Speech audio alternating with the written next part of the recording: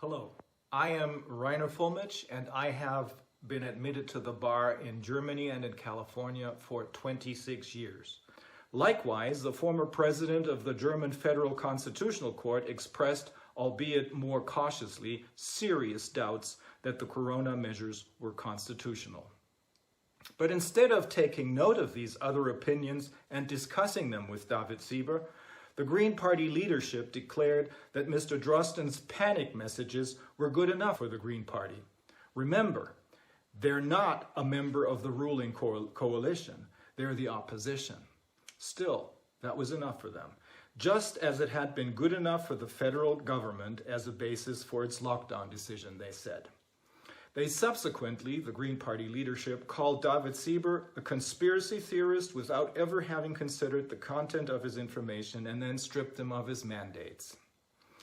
Now let's take a look at the current actual situation regarding the virus's danger, the complete uselessness of PCR tests for the detection of infections, and the lockdowns based on non-existent infections. In the meantime, we know that the healthcare systems were never in danger of becoming overwhelmed by COVID-19. On the contrary, many hospitals remain empty to this day, and some are now facing bankruptcy. The hospital ship Comfort, which anchored in New York at the time and could have accommodated 1,000 patients, never accommodated more than some 20 patients. Nowhere was there any excess mortality.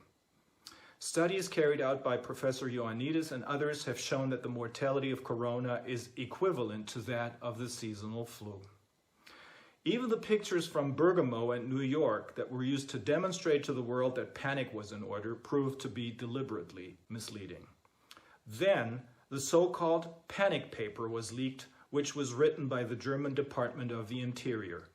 Its classified content shows beyond a shadow of a doubt that, in fact, the population was deliberately driven to panic by politicians and mainstream media. The accompanying irresponsible statements of the head of the RKI, remember the CDC, Mr. Wheeler, who repeatedly and excitedly announced that the corona measures must be followed unconditionally by the population without them asking any question, shows that he followed the script verbatim.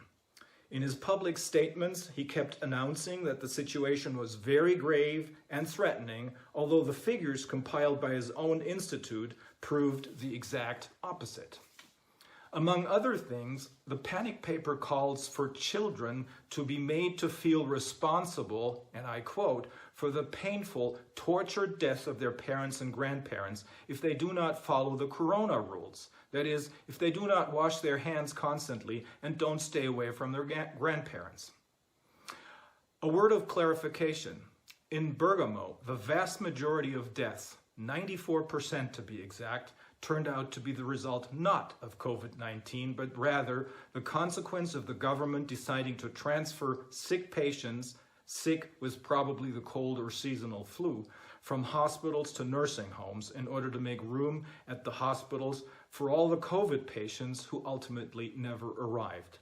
There, at the nursing homes, they then infected old people with a severely weakened immune system, usually as a result of pre-existing medical conditions. In addition, a flu vaccination, which had previously been administered, had further weakened the immune systems of the people in the nursing homes.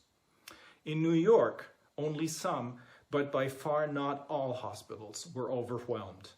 Many people, most of whom were, again, elderly and had serious pre-existing medical conditions, and most of whom, had it not been for the panic mongering, would have just stayed at home to recover, raced to the hospitals. There, many of them fell victim to healthcare-associated infections or nosocomial infections on the one hand, and incidents of malpractice on the other hand. For example, by being put on a respirator rather than receiving oxygen through an oxygen mask.